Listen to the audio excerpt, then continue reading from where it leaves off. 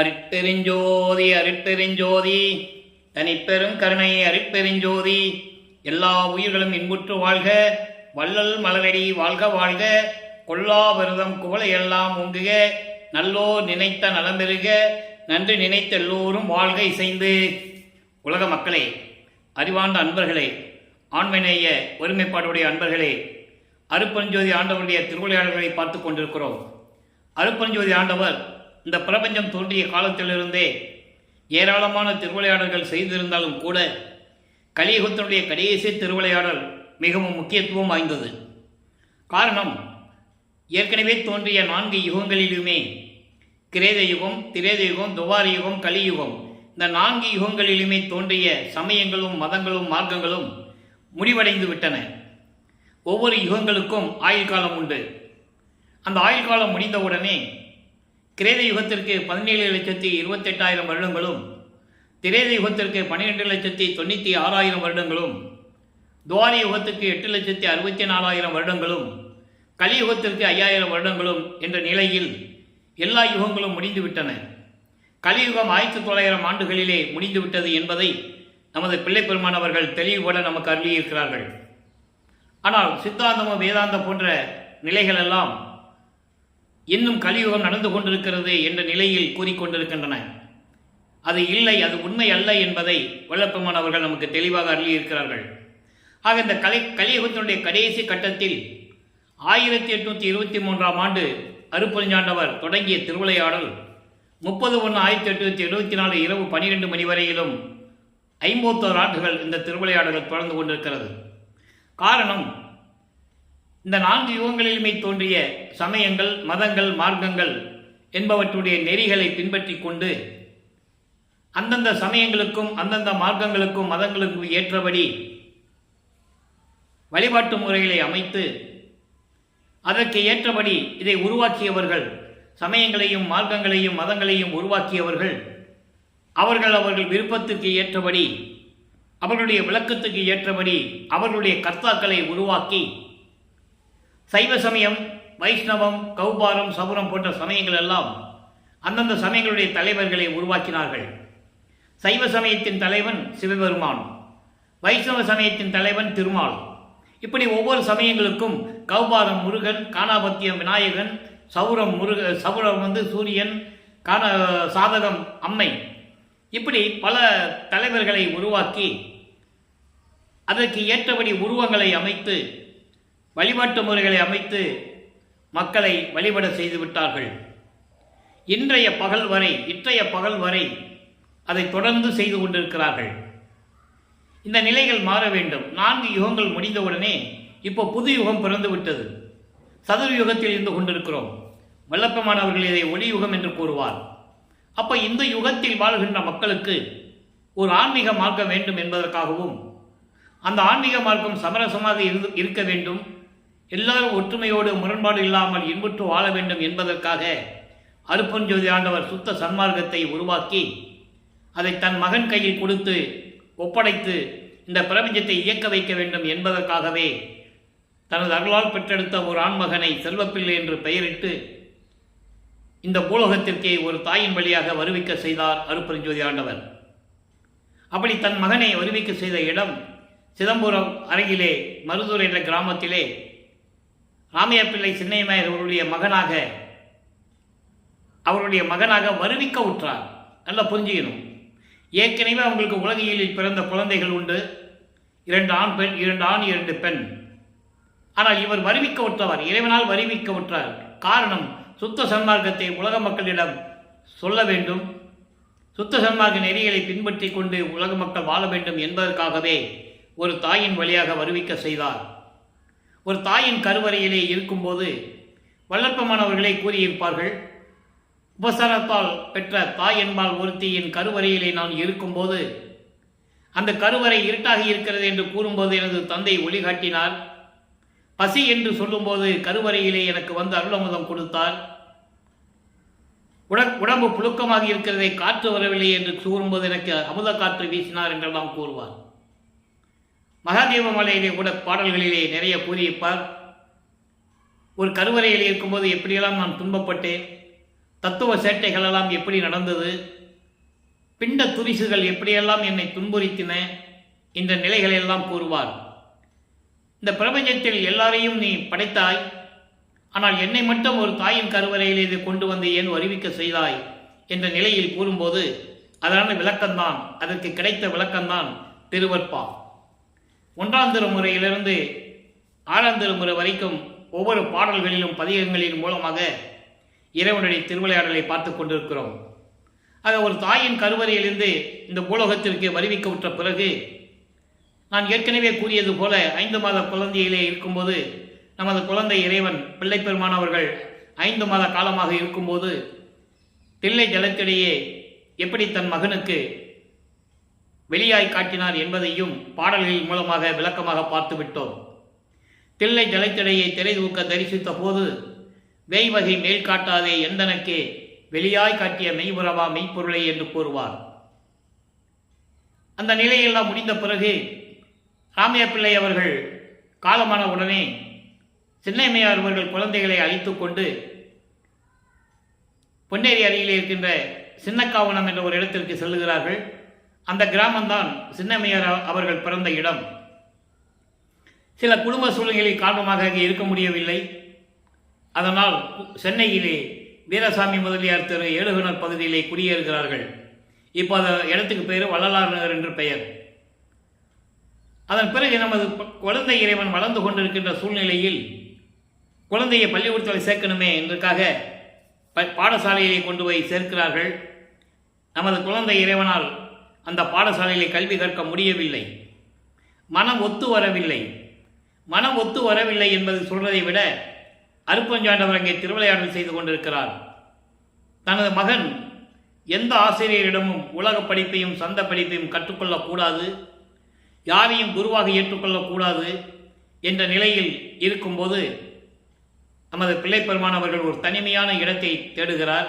அதுதான் கந்தகோட்டம் என்ற ஒரு இடம். அங்கே தனிமையிலே இருந்து கொண்டு இருக்கும்போது அங்கே வருகின்றவர்கள் எல்லாம் ராமலிங்கம் ஏதாவது பாட்டு பாடன்னு சொல்லும்போது முருகனை பற்றி பாடுகிறார். அந்த நிலையில் அவர் ஒரு சாதாரண குழந்தையாக தான் நம்ம பிறந்தோன்ற சூழ்நிலை மட்டும்தான் அவருக்கு தெரியும். இறைவனால் வருவிக்க விட்டவன் என்ற நிலை அப்போ அவருக்கு தெரியாது. வருவிக்க விட்ட குடும்பத்திலையும் யாரும் இவன் ஒரு தெய்வ குழந்தைன்னு அவங்களுக்கும் தெரியாது. இந்த நிலை தொடர்ந்து கொண்டிருக்கும் போது முதல் 8 ஆண்டுகள் முடிந்து விட்டது. 51 ஆண்டுகளில் 6 8களாக பிரிக்கிறார் அருப்பெருஞ்சாண்டவர். ஒவ்வொரு 8 ஆண்டுகளிலும் தன் மகனுக்கு எப்படி அருளை கொடுக்கிறார் என்பதை தான் திருவற்பாவிலே பாடல் மூலமாக நாம் பார்த்து கொண்டிருக்கிறோம். முதல் 8லே எந்த விதமான நிலையும் கிடைக்காமல் 9வது ஆண்டு தொடக்கத்தில், அதாவது 2வது 8ல் இறைவன் அவர் முன் தோன்றி, மகனே, நீ என்னால் வருவிக்க உற்றவன், காரண காரியங்கள் எல்லாம் உனக்கு முன்பருவம் பின்பருவம் காட்டி அருள் செய்வேன் என்று கூறி, ஞானத்தை பெற்றுக்கொள் மகனே என்று கூறி ஞானத்தை கொடுத்து விட்டு மறைந்து விடுகிறார். அதன் பிறகு 9வது ஆண்டிலிருந்து 12 ஆண்டுகளுக்குள் சிவபெருமானை பற்றி முறையீடு செய்கிறார். 1ஆம் திருமுறை உருவாகிறது.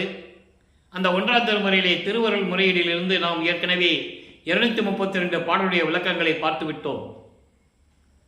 சிவபெருமானை பற்றி பாடி எந்த விதமான பலனும் கிடைக்கவில்லை என்பதனால் ஒருவேளை அம்மையை பற்றி பாடினால், வடிவுடைமனை பற்றி பாடினால் அருளை பெற்றுவிடலாமாம் என்ற ஏக்கத்தில் வடிவுடைமனை பற்றி பாடுகிறார். வடிவுடை மாணிக்க மாலை உருவாகிறது. மொத்தம் 100 பாடல்கள். இதுவரை 56 பாடல்களை பார்த்திருக்கிறோம். இன்னைக்கு 57வது பாடல். ஒவ்வொரு பாடலின் மூலமாக தான் அந்தந்த 8 ஆண்டுகளில் எப்படி இறைவன் திருவிளையாடல் செய்தார் என்பதை நாம் காண முடியும். இப்போ வடிவடை மாணிக்க மாலை 57வது பாடல். நல்ல கவனிங்க. சேர்விழி சேல் ஏர்விழி.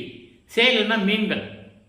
சேல் ஏர்விழி அருள் தேனே, அடியர் உள்ள தித்திக்கும் செம்பாலே, மதுர செம்பாகே, சொல் வேத பவனுள் முடி மேலே விளங்கும் விளக்கே, அருள் ஒற்றி வித்தகனார் மாலே கொள்ளும் எழில் மானை, வடிவுடை மாணிக்கமே. அவருடைய விளக்கம் பாருங்க. மீன்கள் துள்ளி விளையாடும் நீர்நிலைகள் நிறைந்த அந்த திருவொற்றிலே இருக்கின்ற இறைவனின் பக்கத்திலே அமர்ந்து கொண்டு இறைவனுடைய காதல் மயக்கத்தில் அருகிலே அமர்ந்து கொண்டிருந்த வடிவுடை மாணிக்கமே, நானும் உன் மகன்தானே, விரைவில் வந்து எனக்கு அருள வேண்டும் என்று சொல்லும்போது அம்மனை பற்றி புகழ்ந்து பாடுகிறார். அவருடைய அழகை, அம்மையினுடைய அழகையை போற்றி பாடுகிறார்.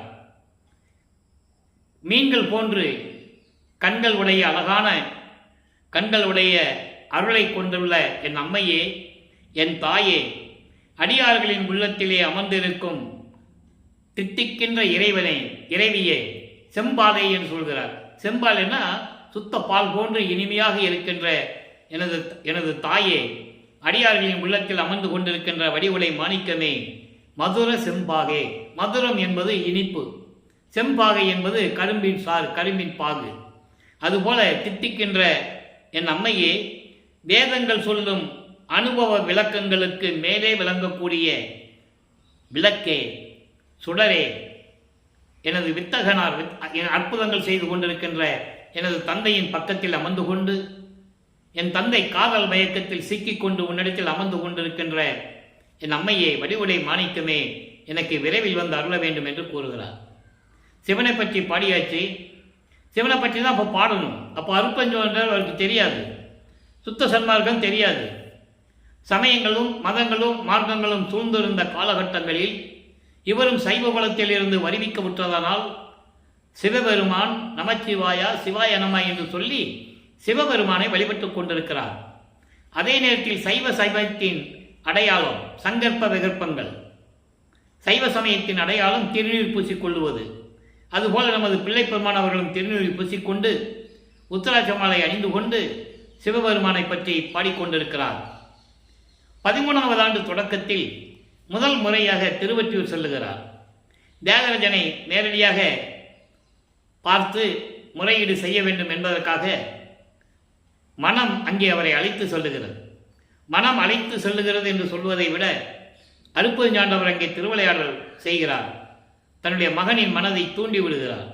திருவொற்றியூருக்கு வா என்று சொல்லி இவர் திருவொற்றியூருக்கு முதலாக நடந்து செல்லுகிறார்.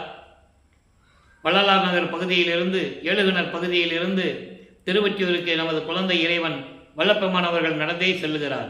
இறைவனிடம் வந்து எப்படியாவது அருளை பெற வேண்டுமே என்ற நோக்கத்தில் அங்கே செல்லுகிறார். 2ஆம் திருமுறை உருவாகிறது. 2ஆம் திருமுறையிலே நான் ஏற்கனவே கூறியது போல 113 பதியங்கள், 1207 பாடல்கள், 24 பதியங்களுடைய விளக்கங்களை பார்த்து விட்டோம். அதனுடைய ஒரு சுருக்கம் ஏனென்றால் இதுவரை 280 எபிசோட போட்டிருக்கோம் பதிவுகள். 4 ஆண்டுகளாக திருவருட்பாவையை பற்றி பேசிக் கொண்டிருக்கிறோம், விளக்கங்கள் தந்து கொண்டிருக்கிறோம். இறைவனுடைய திருவிளையாடல் என்ற பகுதியை தொடங்கி 280 பதியங்கள் ஏற்கனவே நம்ம பதிவுகளை போட்டுட்டோம். இன்னைக்கு 281 பதிகம் சொல்லும்போது அதனுடைய சுருக்கங்களை சொல்லிதான் ஆக வேண்டும். அப்போ அந்த 26 பதியங்களுடைய சுருக்கங்கள், அதனுடைய விளக்கம் என்னவென்றால், திருவொற்றியூருக்கு போக வேண்டியது, தியாகராஜ பெருமானே சிவபெருமானின்னு சொல்லி பாட வேண்டியது, எந்த விதமான நிலையும், அதாவது முன்னேற்றம் இல்லை, இறைவன் அருள் கொடுக்குற மாதிரி தெரியல. அதனால் அவர் மனம் இயங்குகிறது. ஒருவேளை திருமுல்லை வாயிலுக்கு போனால் அருளை பெற்று விடலாமா என்று சொல்லி திருமுல்லை வாயிலுக்கு செல்லுகிறார். அங்கே இருக்கின்ற சிவபெருமானுடைய பெயர் மாசிலாமணி. மாசிலாமணி மாசிலாமணி என்று பாடி உருகுவார். எந்த விதமான அருளும் கிடைக்கவில்லை. அங்கே சொல்லுவார், நீ என்னை இந்த பூலோகத்திற்கு வருவிக்க செய்துவிட்டு இவ்வளவு துன்பங்களை நான் அனுபவித்துக் கொண்டிருக்கிறேன். உன்னை தேடி வந்தால், ஏன் மகனே எதற்கு வந்தாய், எப்படி இருக்கிறாய் என்று கூட ஒரு வார்த்தை கேட்காமல் ஊமை போல நின்று கொண்டிருக்கிறாயே என்றெல்லாம் கூறுவார். அந்த பதிகத்தில் இருந்த 10 பாடலுடைய விளக்கங்களையும் நாம் பார்த்து விட்டோம். அதன் பிறகு திருமுல்லை வயலை விட்டு திருவள்ளித்தாயத்துக்கு செல்லுவார். அதுவும் சென்னைக்குள்ளே தான் இருக்குது. வில்லிவாக்கத்திலிருந்து ஒரு 15 கிலோமீட்டர் இருக்கணும்னு நான் நினைக்கிறேன். அப்போ திருவள்ளித்தாயத்துக்கு போகும்போது அங்கே போய் பார்த்தா சிவபெருமான் கந்த துணியை கட்டிகிட்டு இருப்பார். அங்கே ஒரு திருவிளையாடல் நடந்திருக்கு. அதனால் அந்த நிலையில் இருக்கும்போது அங்கே போவார்.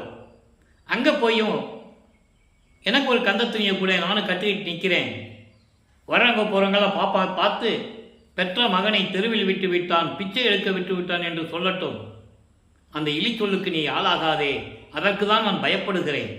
உன்னை இழிவாக பேசுவார்களே, பெற்ற மகனை தெருவில் விட்டு விட்டான் என்று சொல்லி இழிவாக பேசுவார்களே என்றுதான் நான் பயப்படுகிறேன் என்று சொல்லியெல்லாம் பாடல்களை பாடுவார். எந்த விதமான பலனும் இல்லை. அதன் பிறகு 27வது பதிகத்திலே சிவானந்த 10 என்ற பதிகத்திலே இன்று 10வது பாடல். ஏற்கனவே 9 பாடலை பார்த்துட்டோம். இன்னைக்கு 10வது பாடல்.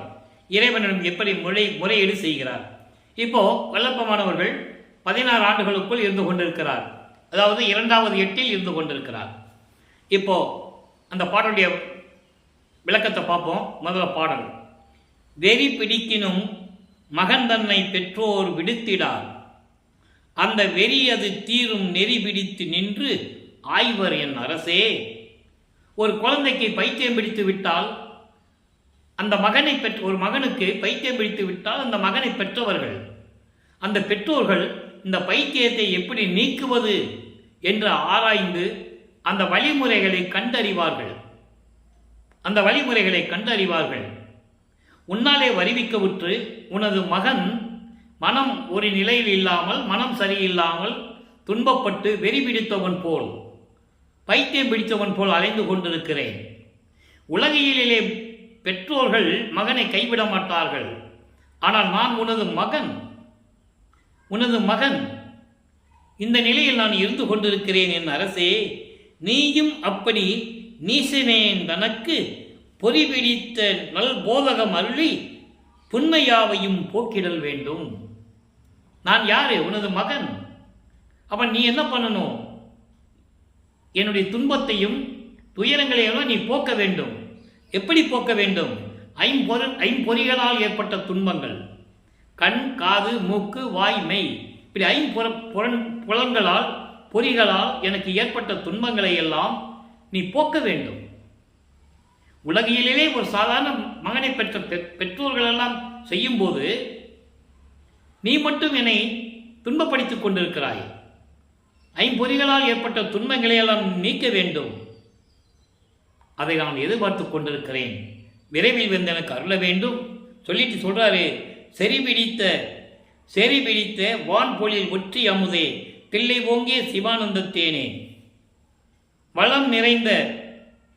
வளம் நிறைந்த சோலைகளும் பண்ணைகளும் சூழ்ந்த அழகான திருவொற்றியூரில் விளங்கிக் கொண்டிருக்கின்ற எனது இறைவனே, தில்லையிலே விளங்கிக் கொண்டிருக்கின்ற சிவானந்த தேனே, எனக்கு விரைவில் வந்து அருள வேண்டும். உன்னுடைய வருகையினால் நான் மகிழ்வடைய வேண்டும். உன்னால் வருவிக்க விட்டவனுடைய துன்பங்களை எல்லாம் நீக்கி எனக்கு அருள வேண்டும் என்று கூறுகிறார். இப்போ வல்லப்பமானவர்கள் 16 ஆண்டுகளுக்குள் இருக்கும்போது இந்த நிலைகள் தொடர்ந்து கொண்டிருக்கிறது. இப்போ 3வது எட்டில் அடியெடுத்து வைக்கிறார். 3/24. அப்போ 24 ஆண்டுகளுக்குள் என்ன நடந்தது என்பதை 3ஆம் திருமுறையில் உள்ள 19 பதிகங்களில் இருந்தும் 235 பாடலுடைய விளக்கங்களை முழுமையாக பார்த்துவிட்டோம். அதனுடைய ஒரு சுருக்கம் 19 பதிகங்களிலும் முதலிலே இப்ப நிலைகள் மாறுகிறது. இப்ப இறைவன் காட்சி கொடுக்கிறார். காட்சி கொடுத்து விட்டு மறைந்து விடுகிறார். இந்த நிலைகள் தொடர்ந்து கொண்டிருக்கிறது. அப்போ இப்படியெல்லாம் தொடர்ந்து கொண்டிருக்கிறது என்று அவர் நினைத்துக் கொண்டிருக்கும் போது ஒருவேளை நம்ம முன்னால் தான் வருவதில்லை, நாரையும் கிளிகளையும் தூதி அனுப்பி பார்த்தால் என்ற நிலையில் தனது மன நிலையில் இருக்கின்ற அந்த துன்பங்களை எல்லாம் நாரையிடமும் கிளிகளிடமும் சொல்லி அனுப்புவார். அதனாலும் எந்த விதமான பதிலும் இல்லை. அதன் பிறகு உலகியலிலே செல்வது போல ஒரு புரட்சி பெண்ணிடம் குறிகேட்க செல்லுவார். ஜோசியம் பார்க்க போவார். ஜோதிட நாடல் என்ற பதிகத்தில் இருக்கின்ற பாடலுடைய விளக்கங்களை எல்லாம் பார்த்து விட்டோம். அப்புறம் திருவிழா திறம் எப்படி காட்சி வரும், அதாவது தேரில் வச்சு பவனி கொண்டு வருவாங்க. அப்போ ஒரு தெருவில் நிற்பார், காட்சி கொடுப்பாரு இறைவன், மறைஞ்சிருவார். சரி, அடுத்த தெருவுக்கு போவோம்னு சொல்லி இப்படி தெருவாக அலைஞ்சிட்டு இருப்பார். எந்த விதமான பதிலும் இல்லை. கடைசியாக 19வது பதிகத்தில் காதல் மாட்சி என்ற பதிகத்தில் 10 பாடல்கள் இருக்கின்றன. அதிலே ஒவ்வொரு பாடலிலும் சிவபெருமான் இவரை பார்த்து எப்படி தெருவழியாக திரும்பி பார்க்காமல் ஓடுகிறார் என்பதையும், இவரும் பின்னாலே ஓடிப்போய் ஓட்டத்தை பிடிக்க முடியவில்லையே என்று சொல்லுவதையும் அந்த பாடலுடைய விளக்கங்களை எல்லாம் பார்த்து விட்டோம். அப்போ இவர் ஓடும்போது அங்கே இருக்கிறவங்க கேட்பாங்கல்ல, இதெல்லாம் பாடலுடைய விளக்கங்கள், கற்பனை அல்ல, கதை அல்ல. பாடலுடைய விளக்கங்களை உங்களுக்கு நான் சொல்றேன். அங்கே இருக்கிறவங்க பார்ப்பாங்க. இப்போ வல்லப்பமானவர்கள் 24 ஆண்டுகளுக்குள் இருக்கிறார். அப்போ அங்கே இருக்கிறவங்க பார்க்குறாங்க, ராமலிங்கம், நான் ரொம்ப நாளாக பார்த்துக்கிட்டு இருக்கோம், நீ இங்கேயே கோயிலுக்கு வர, உன் இஷ்டத்துக்கு இங்கேயே இருக்கிற, இரவான நைட்டான வீட்டுக்கு போகிற, இப்படியே உன்னுடைய காலத்தை வீணாக கழித்து கொண்டிருக்கிறாயே, ஏன் என்று கேட்பார்கள். அப்போ தான் இவர் சொல்லுவார், சிவபெருமான் இப்படி திருவழியாக ஓடுறாரு, அவர் ஓட்டத்தை என்னால் பிடிக்க முடியல அப்படின்னு சொல்லுவார். அப்போ அங்கே இருக்கிறவங்க கேட்பாங்கல்ல, அந்த நிகழ்வுகளை, அந்த நிகழ்ச்சிகளை தன்னை ஒரு பெண்ணாகவும் இறைவனை ஆணாகவும் உருவகப்படுத்தி, தன்னை தலைவியாகவும் இறைவனை தலைவனாகவும் உருவகப்படுத்தி இந்த பாடல்களை நமக்கு அருளியிருப்பார்கள். நான் ஏற்கனவே கூறியது போல, ஒரு ஆணும் பெண்ணும் இருந்தால்தான் காதல் சுவராஜ்யமாக இருக்கும், மகிழ்ச்சியாக இருக்கும். அந்த நிலையில் அந்த பாடல்களை நமக்கு அருளியிருப்பார்கள். அதனுடைய பொருள் என்னவென்றால், இவர் சொல்லுவார் அங்கே இருக்கிறவங்கிட்ட, நீங்கள் நினைக்கிற மாதிரி இல்லை, நான் இறைவனிடம் இந்த அருளை பெற வேண்டும், அதுக்காக நான் ஓடுகிறேன் என்று சொல்லுவார்.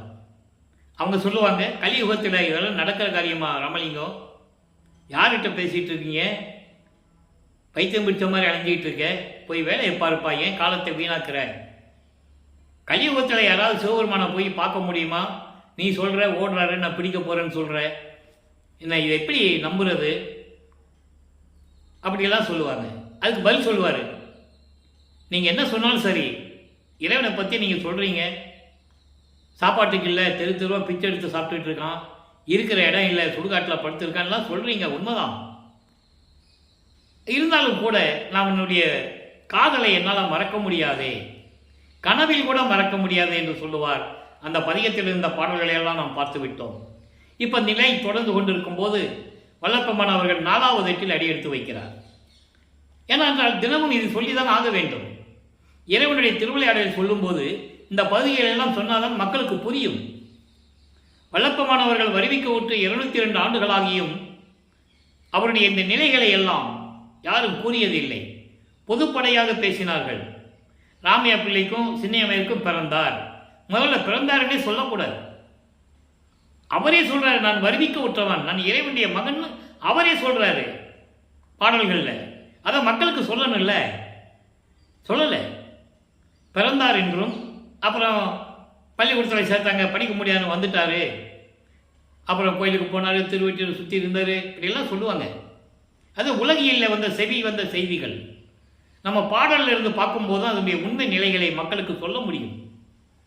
இறைவனால் எழுதப்பட்ட திருவருட்பா அந்த பாடலில் சொல்றாரு, ஏன் திருவருட்பா உருவானது, பிரபஞ்சத்தின் உண்மைகளையும் இதற்கு முன்னால் நடந்த நிகழ்வுகளையும் தான் ஏன் மகனாக வருவிக்க விட்டார் என்ற நிலையையும் உலக மக்களுக்கு சொல்லணும். அதான் சொல்றாரு, ஆன்ற சன்மார்க்கம் அணிபெற என்னைத்தான் ஈன்று அமுதளித்த இனிய நற்றாயேன்னு சொல்லுவார்.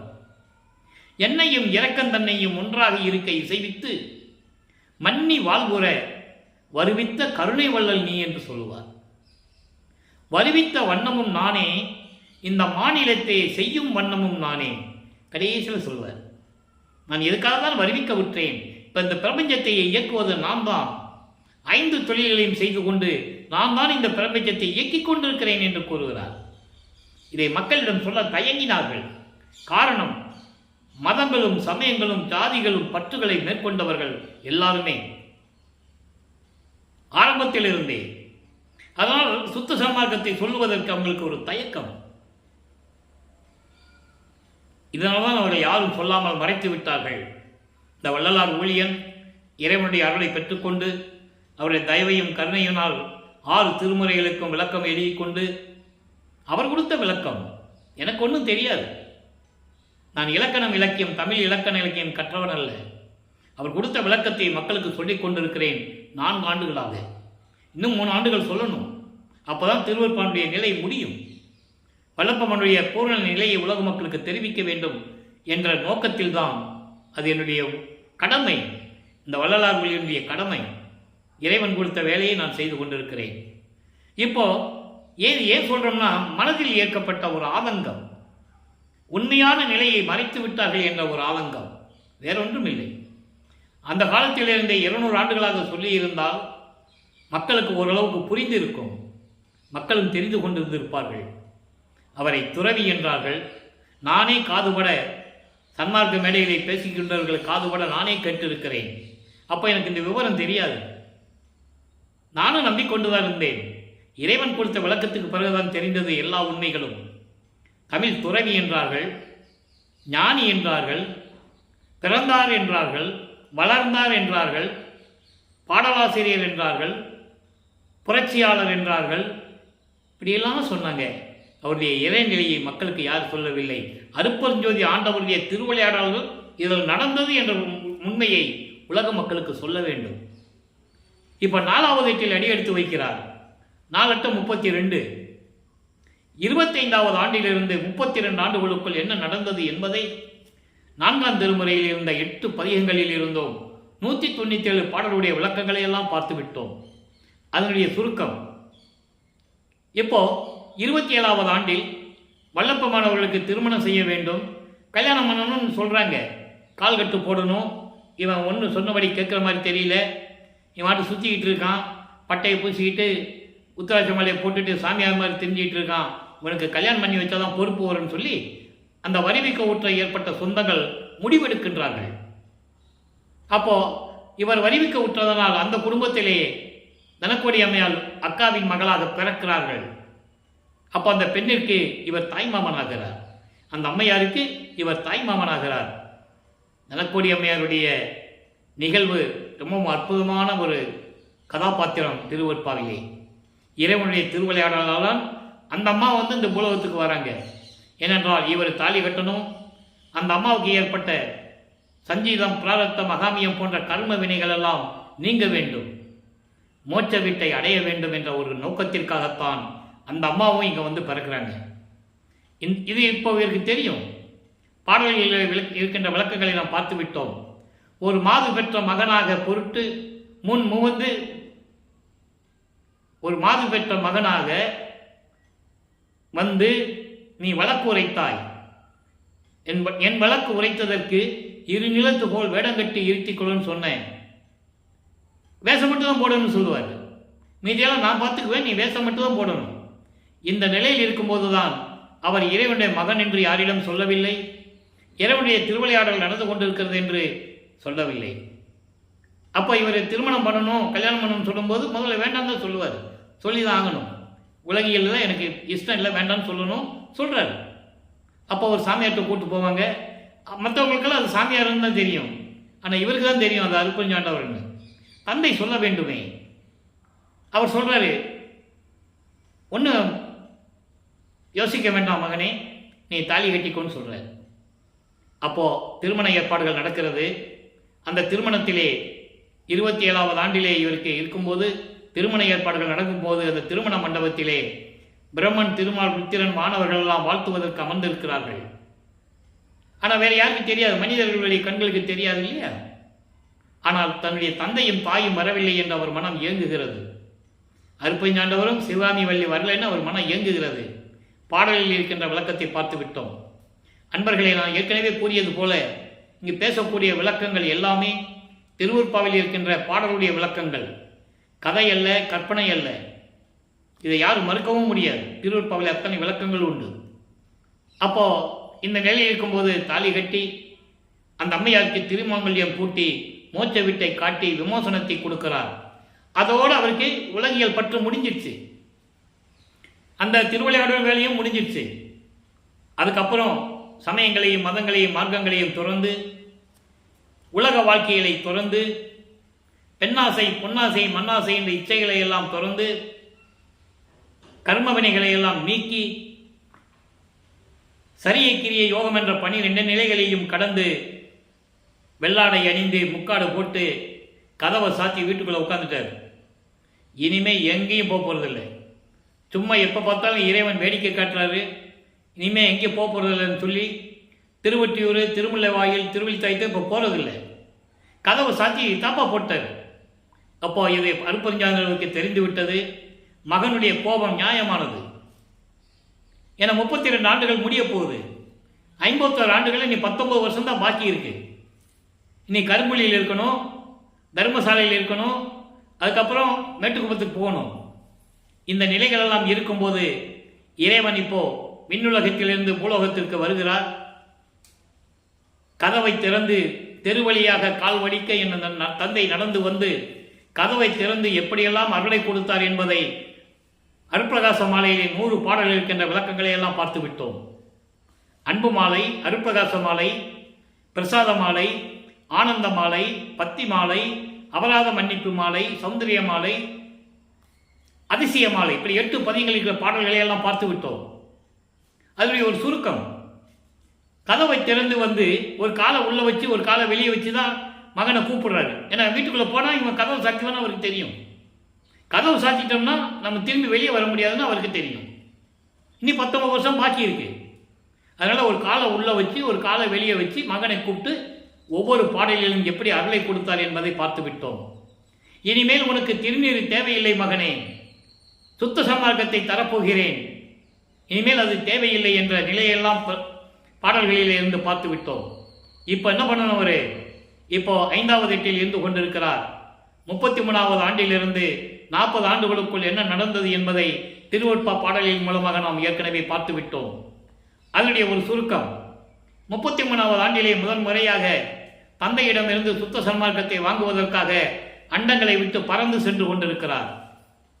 தத்துவங்களை கடந்து, அந்தங்களை கடந்து, சரிய கிரிய யோகம் என்ற நிலைகளை எல்லாம் கடந்து அங்கே சுத்த சிவஞான வெளிக்கு பறந்து சென்று கொண்டிருக்கிறார். சுத்த சன்மார்க்கத்தை வாங்க வேண்டும், நீ காலங்கள் இல்லை, நெருங்கிக் கொண்டிருக்கிறது. இந்த நிலையில் இருக்கும்போதே உலகிலே சொல்லப்பட்ட செய்திகள் எல்லாம் வல்லப்பமானவர்கள் எங்கே போனாங்கன்னு, ராமலிங்கம் எங்கே போனாருன்னு தெரியாது, கல்யாணம் பண்ணி மனைவியை விட்டுட்டு போயிட்டாரு, இப்படி தான் சொன்னாங்க. நீங்களும் கேள்விப்பட்டிருப்பீங்க. நானும் என் காதுகளால் அதையெல்லாம் கேட்டு இருக்கிறேன், மனம் வருந்தி இருக்கிறேன். இப்படியெல்லாம் பேசுவாங்க. ஆனால் பறந்து சென்று அண்டங்களுக்கு சென்றதை யாருமே மக்களிடம் கூறவில்லை.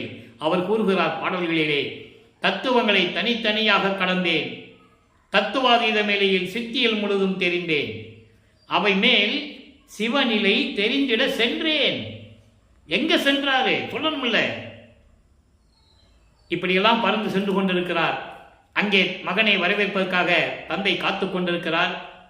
தேவர்களும் பிரம்மன் திருமால் போன்றவர்களும் சத்தியஞான சபைக்கு வெளியே நிற்கிறாங்க. அங்கே ஒரு சத்தியஞான சபை இருக்கு.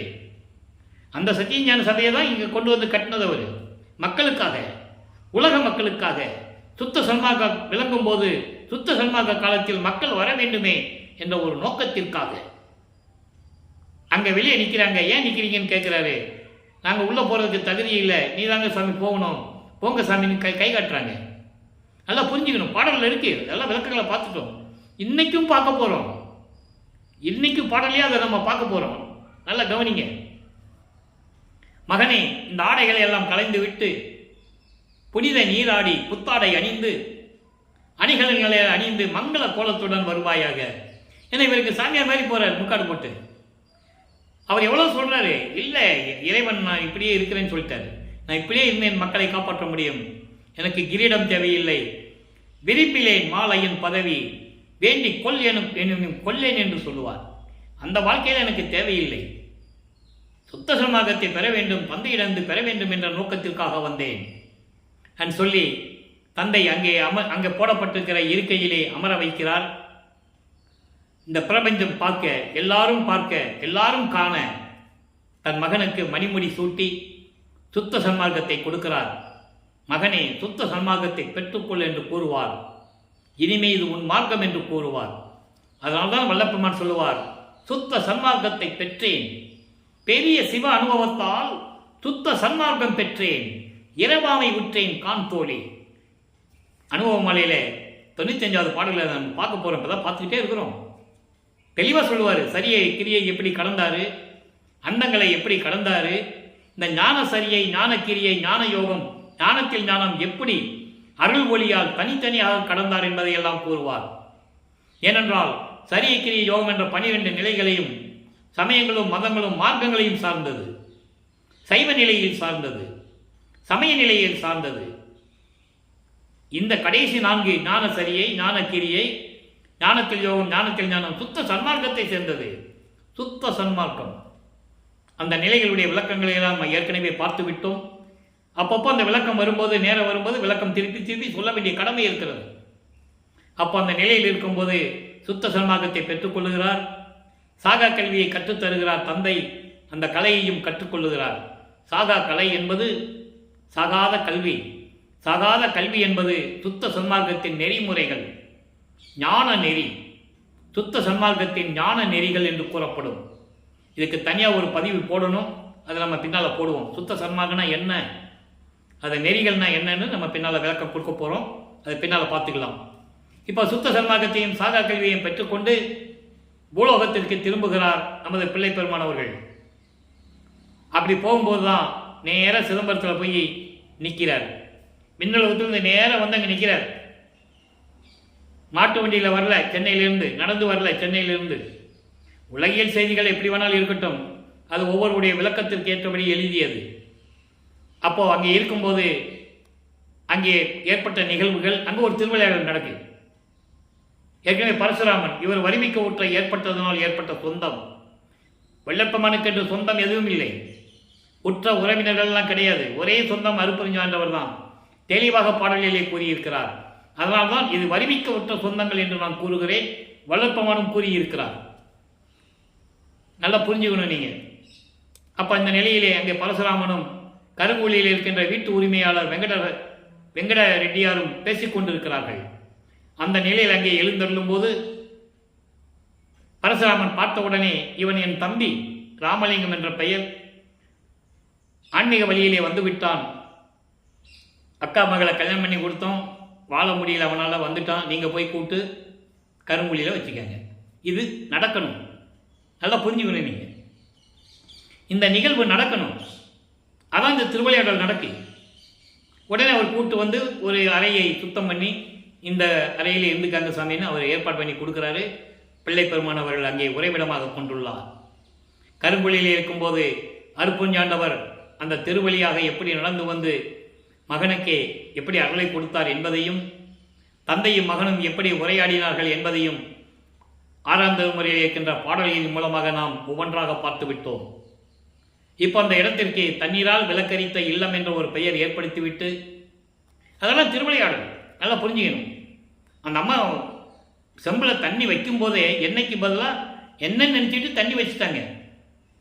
அது அந்த அம்மா தெரியாமல் பண்ணது. ஆனால் இவருக்கு தெரியும் செம்பில் தண்ணி தான் இருக்குதுன்னு. இவர் உடம்பே ஒளி உடம்பு இறைவனானவர். கருமொழி இருக்கும்போது எல்லாருலேயும் பெற்றவர். இவருக்கு எதுக்கு எண்ணெய் ஊற்றணும் தெரியல. நல்லா யோசனை பண்ணி பார்க்கணும். ஆனால் அந்த இடத்திற்கு ஒரு பெயர் வர வேண்டும். தான் இருந்த இடத்திற்கு ஒரு பெயர் வர வேண்டும். மருதூரிலே வருவிக்கு ஊற்றதனால் அங்கே இறைவன் வருவிக்கு ஊற்ற இடம் என்று ஒரு பெயர் நிலைத்து விட்டது. அப்போ கூட பிறந்தான்னு தான் சொல்லுவாங்க, வருவிக்கு ஊற்றவன் சொல்லவே மாட்டாங்க. ஏன்னால் வருவிக்கு ஊற்றவன் என்பது இறைவன். அவருக்கு பிறப்பு இறப்பு இல்லை, ஒவ்வொரு யுகத்திலேயும் இருந்தவர் என்பதை திருவிற்பா பாடலிலே கூறியிருக்கிறார். ஊழிதோறும் ஊழி உழப்பராது ஓங்கி வாலி என்று எனக்கு வைத்த நன்னிதியே என்று கூறுவார். அதோடு மட்டுமா, ஊழிதும் ஊழி உயிர்தழைத்து ஓங்கினன். அதாவது ஒவ்வொரு யுகமும் அழிஞ்சது, ஆனால் எனக்கு அழிவு இல்லை.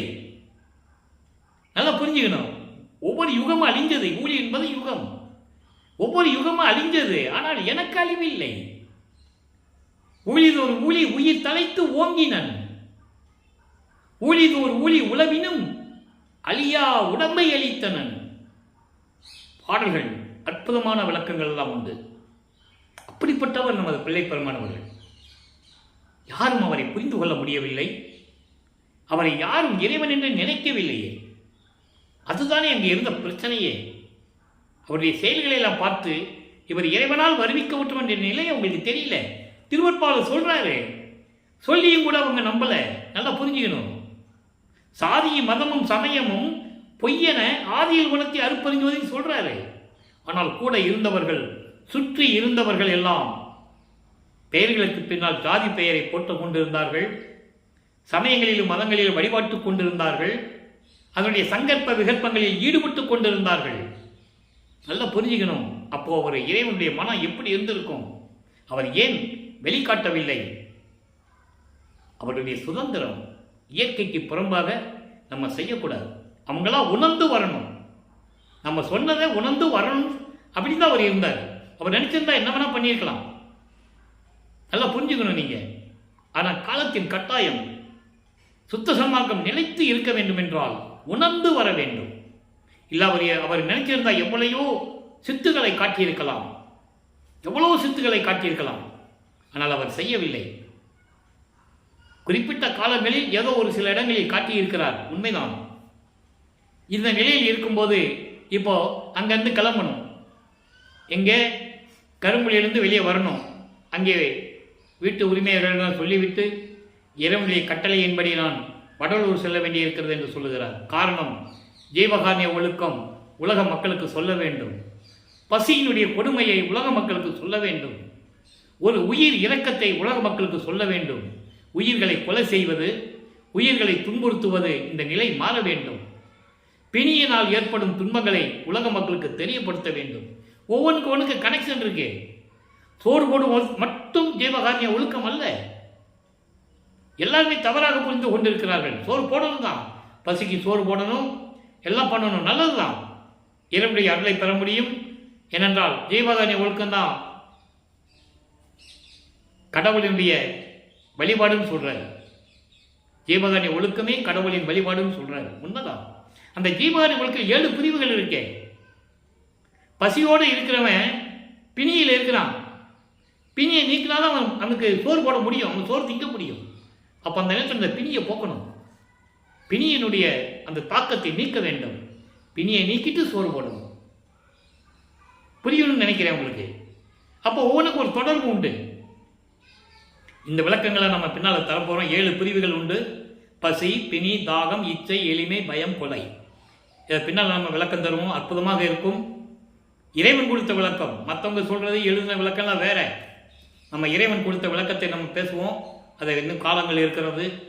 இப்போ ஜீவகாருண்ய ஒழுக்கம் ஏற்பட வேண்டும் என்றால் ஒரு தர்மசாலை உருவாக வேண்டும். அப்படிதான் வல்லப்பெருமான் பார்வதிபுரம் மக்களிடமிருந்து அந்த இடத்தை பெற்றுக்கொண்டு 1867 ஆண்டு 23/5/1867 தர்மசாலையை நிறுவி அன்றைய அணை அடுப்பை மூட்டி உணவை சமைத்து பசியோடு வருகின்றவர்களுக்கு பசியை போக்கிக் கொண்டிருக்கிறார்.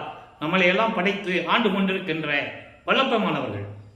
இந்த நிலையில் ஜீவகாருண்ய ஒழுக்கம் அங்கே உருவாகிறது. அதற்கிடையிலே சில சம்பவங்கள்லாம் நடக்கிறது.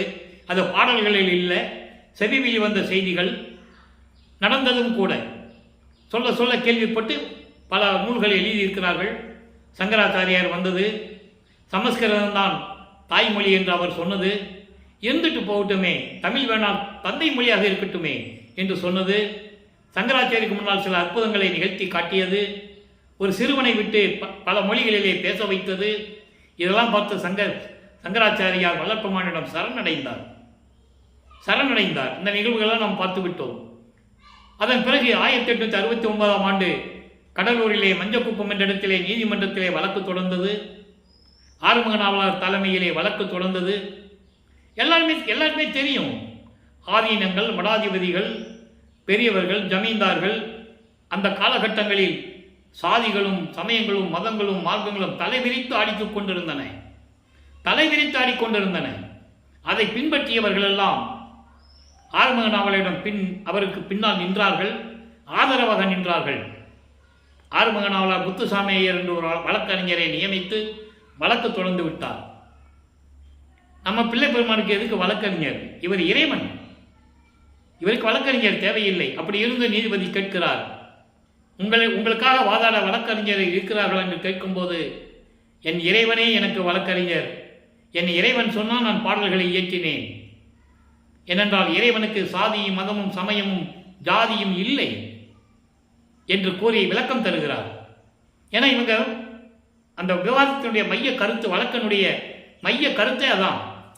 சாதிகளையும் மதங்களையும் சாடுகிறார் ராமலிங்கம் பிள்ளை என்பவர் வடலூரிலே இருந்து கொண்டு எங்கேயும் கல்வி கற்காமல் புலவர் பட்டம் பெறாமல் பாடல்களை இயற்றிக் கொண்டிருக்கிறார்.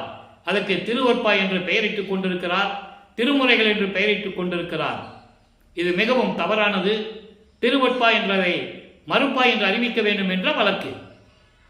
ஏனென்றால் அவர் சொல்லுகிறார், அதாவது அருட்பா என்பது திருமுறைகள் என்பது தேவாரம், திருவாசகம், திருமந்திரம் போன்ற நூல்கள் தான்.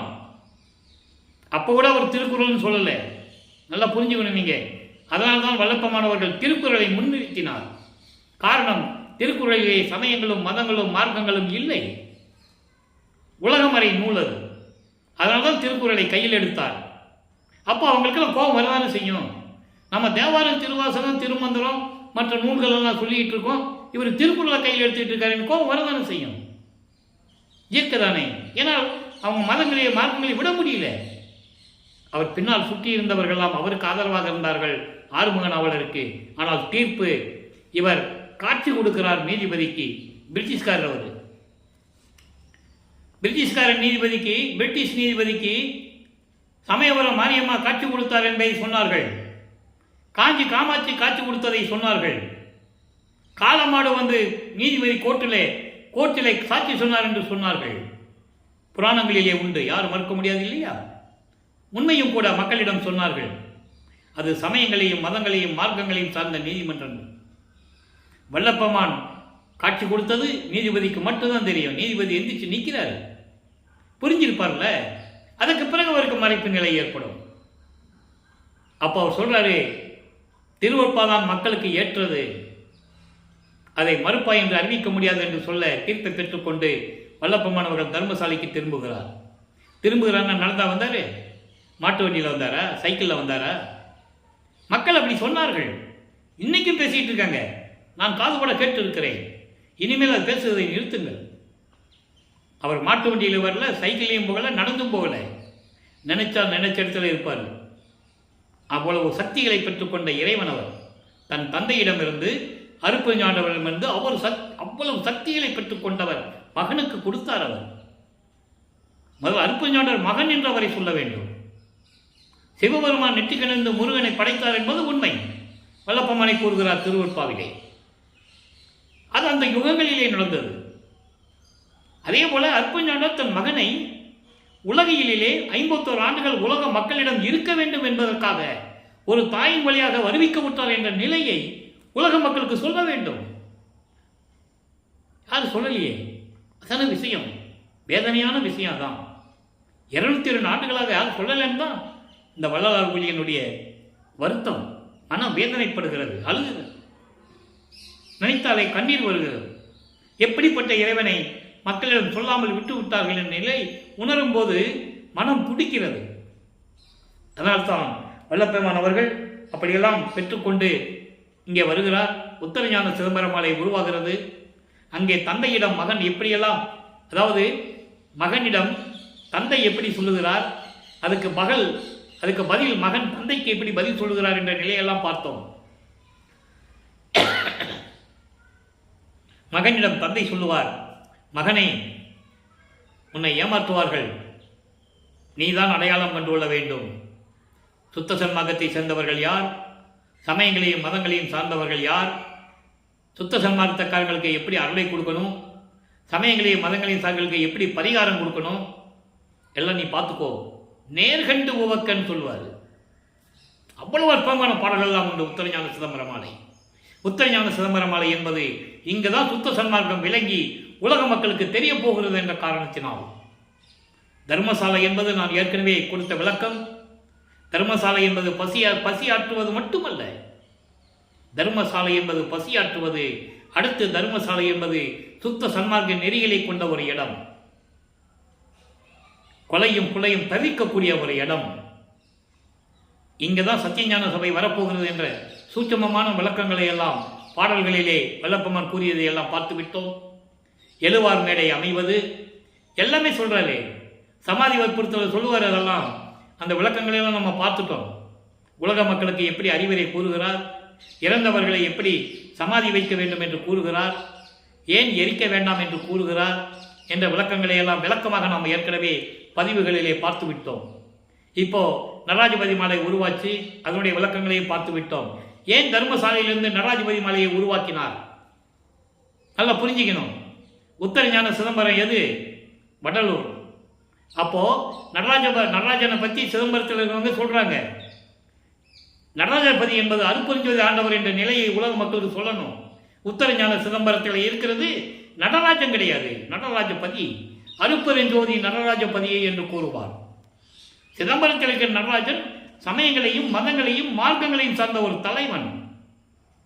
சிவபெருமான், நடராஜன், சொக்கநாதன், இப்படியெல்லாம் பல பெயர்கள் உண்டு அவர்களுக்கு. சமயங்களையும் மதங்களையும் மார்க்கங்களையும் சார்ந்தவர்கள் எப்படி வேணா இருக்கலாம்.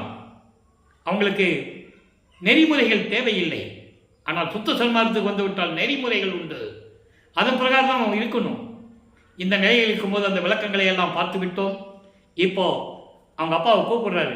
அம்பலவாணர் ஆட வருகை என்ற பாடலிலே இன்னைக்கு 8வது பாடல். பாடல் மிகவும் எளிமையானது, விளக்கம் விரிவானது.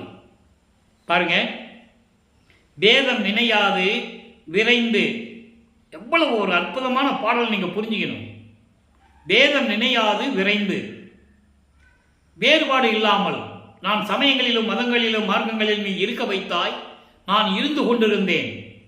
இப்போ சுத்த சன்மார்க்கத்தை தந்து விட்டாய், இதுக்கு அதுக்கு வேறுபாடு இருக்குல்ல, அதெல்லாம் நினைக்காமல் விரைந்து உடனே வந்து பின்பாட்டு காலை இதை ஆடவாரேன். பின்பாட்டு காலை, முன்பாட்டு காலை என்று 2 பிரிவு உண்டு. முன்பாட்டு காலை என்பது சமயங்களிலும் மதங்களிலும் மார்க்கங்களில் இருக்கும்போது எப்படியாவது அருளை பெற வேண்டும் என்ற நோக்கத்தில் இருந்தது. பின்பாட்டு காலை என்பது அருளை கொடுக்கக்கூடிய நேரம், பிரம்ம முகூர்த்தம் என்று சொல்வார்கள். அதிகாலை 4 மணிக்கு பின்பாட்டு காலை இதை ஆடவாரேன். எந்த விதமான வேறுபாடுகள் முரண்பாடுகள் நினைக்காமல், நான் உன் மகன் அல்லவா, விரைந்து வந்து அருள் கொடுக்கக்கூடிய நேரம் வந்து விட்டது, பின்பாட்டு காலை. நல்லா புரிஞ்சுக்கணும். பல விளக்கங்களும் இறைவன் கொடுத்த விளக்கம், எனக்கு தெரியாது, அவர் சொன்னால் நான் சொல்லுகிறேன். நான் ஏற்கனவே கூறியது போல நான் தமிழ் இலக்கணம் இலக்கியம் கற்றவன் அல்ல. நான் படித்ததெல்லாம் வேற, மேத்தமெட்டிக்ஸு எம்காம் அந்த மாதிரி படித்தவன். நான் ஏன் சொல்கிறேன்னா இந்த நிலையை சொல்கிறேன். பின்பற்ற காலை என்பது அந்த அருள் கொடுக்கக்கூடிய நேரம், பிரம்ம முகூர்த்தம் என்று சொல்லுவார்கள். சமயங்களிலும் மதங்களிலும் மார்க்கங்களில் சொல்வார் பிரம்ம முகூர்த்தம் என்று சொல்லுவார்கள். அதை வழக்கமானவர்கள் சுத்த சன்மார்க்கத்தில் பின்பாட்டு காலை என்று சொல்லுகிறார்.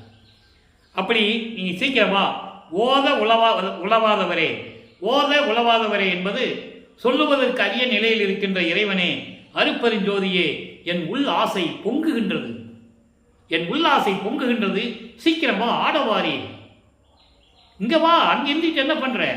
அங்க நீ அப்பா அம்மாவும் தனியா தானே இருக்கீங்க, உன் மகன் இங்க தனியா இருக்கிற, நம்ம 3 பேர் சேர்ந்து இருக்கலாம். அது ஒரு பாடல்ல சொல்லுவாரு. முருகனையும் பிள்ளையார் வச்சுட்டு சமயங்கள் இருக்கும்போது சொல்லுவார், சந்தோஷமா இருக்கீங்கல்ல, இப்ப நான் உன்னுடைய மகன், நான் ஒருத்தன் தானே. சிவபெருமானும் பார்வதியும் 2 பிள்ளையாரை வச்சுட்டு சந்தோஷமா இருக்கிறாங்க. ஆனா உன்னுடைய மகன் நான் ஒருத்தன் தானே. ஒரே மகன், செல்வப்பிள்ளை, மூத்த பிள்ளை, குலப்பிள்ளை என்று கூறுவார் அருட்பெருஞ்சோதி ஆண்டவர் தன் மகனை. நான் இருக்கேன்ல, சீக்கிரமான்னு சொல்றாரு. சாதல் அறுத்து என்னை ஆண்டு. சாதல் அறுத்து என்பது எப்போ கிடைச்சது அவருக்கு? மரணம் தவிர்ப்பது எப்போ? சுத்த சன்மார்க்கத்தை பெற்ற பிறகு. என்னை ஆண்டீர், சுத்த சன்மார்க்கத்தை கொடுத்து மரணமில்லா பெருவாழ்வை கொடுத்து என்னை ஆண்டு கொண்டீர். தனித்தலைமை பெறும்பதி, தனித்தலைமை. தனித்தலைமை என்பது சுத்த சன்மார்க்கத்தின் தனித்தலைவன். ஆதியும் அந்தமில்லா தோன்றிய இறைவன், சுயமாக தோன்றிய இறைவன். அவர் இடத்தில் சொல்லுவாரு, தாயில் வயிற்றில் முளைக்காதவருக்கு என்று சொல்லுவார். அதை இவர் பதில் சொல்லுவாரு, நீ மட்டும் சுயமா வந்துட்ட, என்ன மட்டும் ஏன் ஒரு தாய் வயிற்றிலிருந்து கொண்டு வந்தேன்னு கேட்பாரு. பாடல் இருக்கு. என்ன மட்டும் ஒரு தாய் வயிற்றில் ஏன் கொண்டு வந்த? முருகனை நெத்திகன்ல இருந்து கொண்டு வந்தாரு சிவபெருமானு. நீயும் ஒரு தாய் வயிற்றில் பிறக்கல, சுயமா வந்த. நான் உன் மகன் அப்படியே வச்சிருக்காம ஏன் ஒரு தாய் வயிற்றிலிருந்து கொண்டு வந்தான்னு சொல்லுவாரு. அதுக்கு அவர் சொல்லுவாரு, அப்படி இல்லை மகனே, நீ உலகியல் மக்களிடம் 51 ஆண்டுகள் இருக்க வேண்டும். நீ சமயங்களையும் மதங்களையும் மார்க்கங்களையும் பின்பற்றி இருக்க வேண்டும். அதுக்கு பிறகு அது பொய்ன்னு சொல்லணும். அதான் ஞானசரியில் சொல்லுவாரு, பொறித்த மதம் சமயம் எல்லாம் பொய்யே. அந்த விளக்கம் நம்ம பின்னால பார்க்க போறோம். இப்போ அப்படி ஏதம் அறுத்தவருக்கு இனியீர், ஏதம் அறுத்தவருக்கு இனியீர் சொல்லிட்டாரா? ஏதம் என்பது தமிழ் அகராதியிலே துன்பம் துயரம் தான் இருக்கும். துன்பங்கள் துயரங்கள் நீத்தவருக்கு தான் இருக்கும், அப்படிதான் சொல்லுவாங்க. ஆனா இங்கே ஏதம் அறுத்தவர் என்பது சமயங்களையும் மதங்களையும் மார்க்கங்களையும் ஜாதி பற்றுகளையும் விட்டவர்களுக்கு, சுத்த சன்மார்க்கத்தை பெற்றவர்களுக்கு இனியீர், இனிமையான இறைவனே, அன்பான இறைவனே, என்னுடைய நாயகரே ஆடவாரீர் என்று கூறுகிறார். இதுதான் அந்த பாடலுடைய விளக்கம். ஒவ்வொரு வரிக்கும் அவ்வளவு விளக்கங்கள் இருக்கின்றன. இறைவன் கொடுத்த விளக்கம். அதான் உதாரணத்துக்கு சொன்ன, ஏதம்னா துன்பங்கள் துயரங்கள், துன்பங்கள் துயரங்கள் நீக்கியவருக்கு இனியவானார் என்று தமிழ் இலக்கண இலக்கியம் படித்தவங்கலாம் சொல்லுவாங்க, அது உண்மை. ஆனால் இது அப்படி அல்ல. இறைவன் கொடுத்த சுத்த சன்மார்க்க விளக்கம் சமயங்களையும் மதங்களையும் மார்க்கங்களையும் பின்பற்றி கொண்டு ஜாதிகளுடைய பற்றுகளை பற்றி கொண்டு இருக்கிறவங்களுக்கு சுத்த சன்மார்க்கத்தில் இல்லாதவர்களுக்கு கிடைக்காது. சுத்த சன்மார்க்கத்தில் இருக்கிறவங்களுக்கு தான் கிடைக்கும். அதெல்லாம் விடணும், சுத்த சன்மார்க்கத்தை வாங்கணும். சுத்த சன்மார்க்கத்தை வாங்கியாச்சுன்னா அதை விட்டுலாம். அதான் இந்த பாடலுடைய மைய கருத்து. இப்போ அனுபவ மாலையிலே 147வது பதிகம் அனுபவ மாலையிலே 57வது பாடல், 1ஆம் திருமுறையிலே வடிவுல மாணிக்க மாலையிலே 57வது பாடல் எப்படி பார்த்தோம்? இப்போ 57வது பாடல் எப்படி இருக்குன்னு பாருங்க. சுத்த சன்மார்க்கத்தை பெற்ற பிறகு என்ன சொல்றாரு?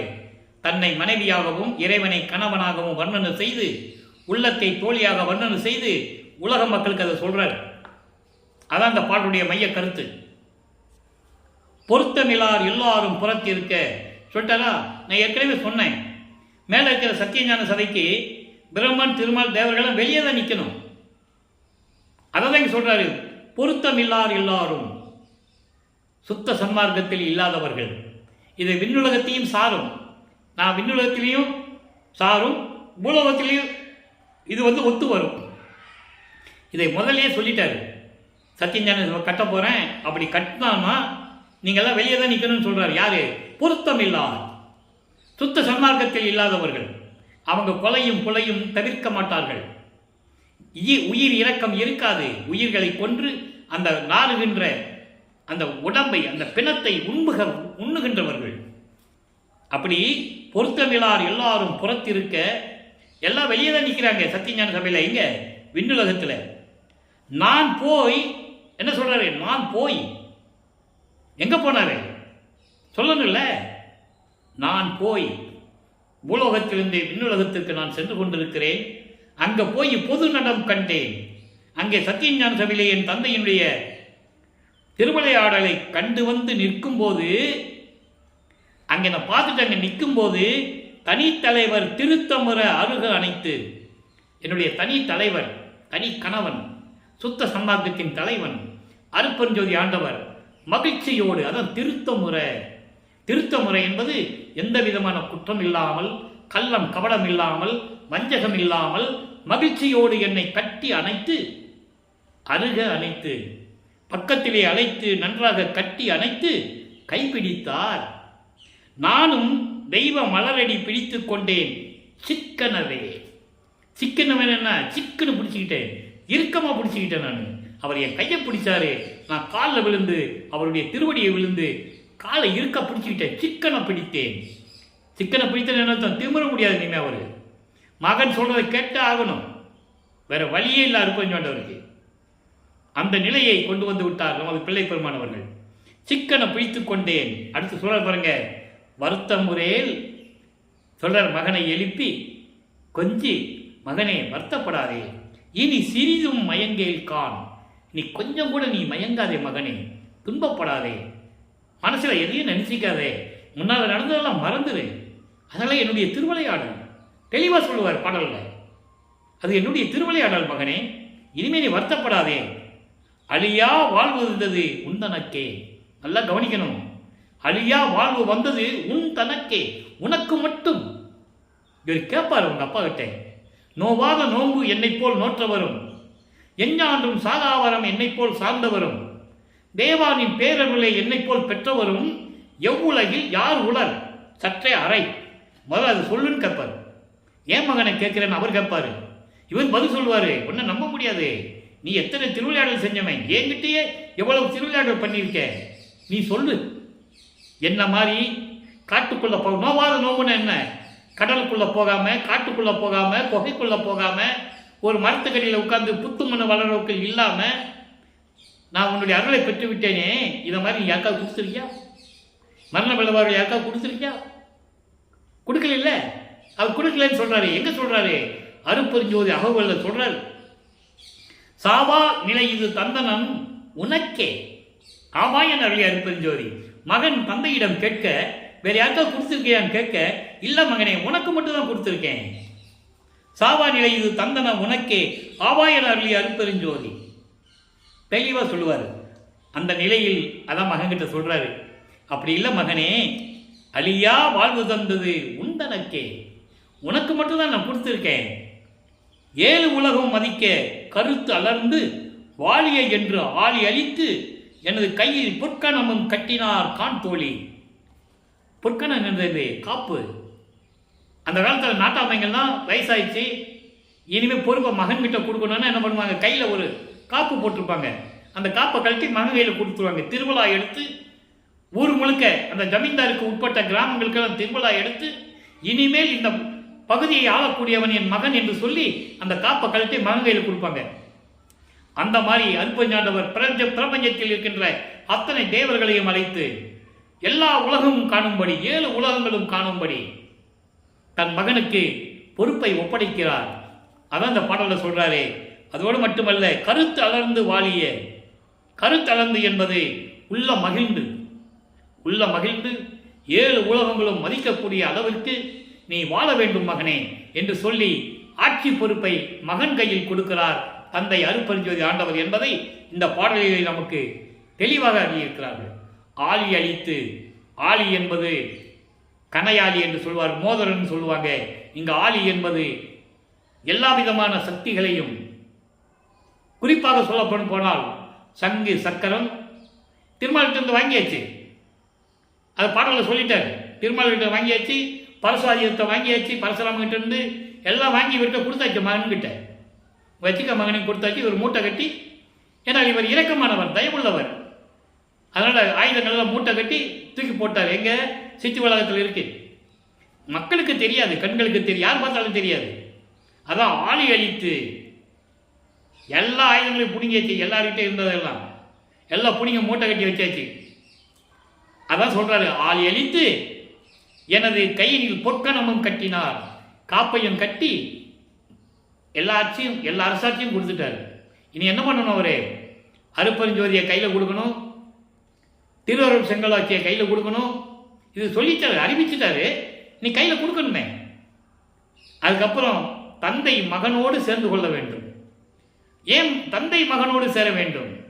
இந்த பிரபஞ்சத்தில் இந்த நிகழ்வு எங்கேயுமே நடந்ததில்லை. இறைவனை பற்றி பாடினார்கள், அருளை பெற்றார்கள், முத்தி அடைந்து விட்டார்கள். அதோடு அவங்க முடிஞ்சு போச்சு சாப்டர். ஆனால் இது அப்படி அல்ல. தந்தை மகனை ஏற்றுக்கொண்டு இறைவனாகி விட்டார், அருட்பெருஞ்சோதி ஆகிவிட்டார். அதான் சொல்லுவார், இவன் அவனாகிவிட்டேன்.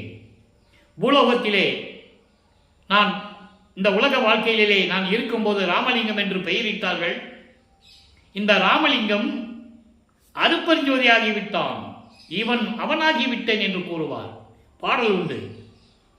இந்த மாதிரி நிலையில் இருக்கின்ற வளர்ப்பெருமான் இவ்வளவு திருவிளையாடல் நடந்து கொண்டிருந்தது. இனிமே தந்தை மகனோட கலக்கணும். பிரிந்த சக்தியோடு 51 ஆண்டுகள் பிரிந்த சக்தியோடு மீண்டும் அருட்பெருஞ்சாண்டவர் இணைந்து கொள்ள வேண்டும். இதான் கான்செப்ட், இதான் திருவிளையாடல். ரொம்ப சாத்திக்கிட்டு மறைஞ்சிட்டாரு, போயிட்டாரு, அதெல்லாம் உலகியல் சொன்ன விளக்கம். திருவப்பாளி சொன்ன விளக்கம், விளக்கமான் கூறிய விளக்கம், என் தந்தை 2.5 நாளிகைக்குள் என் பேர் உடம்பில் கலந்து பிரியாது இருப்பார். முடிஞ்சு போச்சா? தட்ஸ் ஆல் யுவர் ஆனர்னு சொன்ன மாதிரி இது.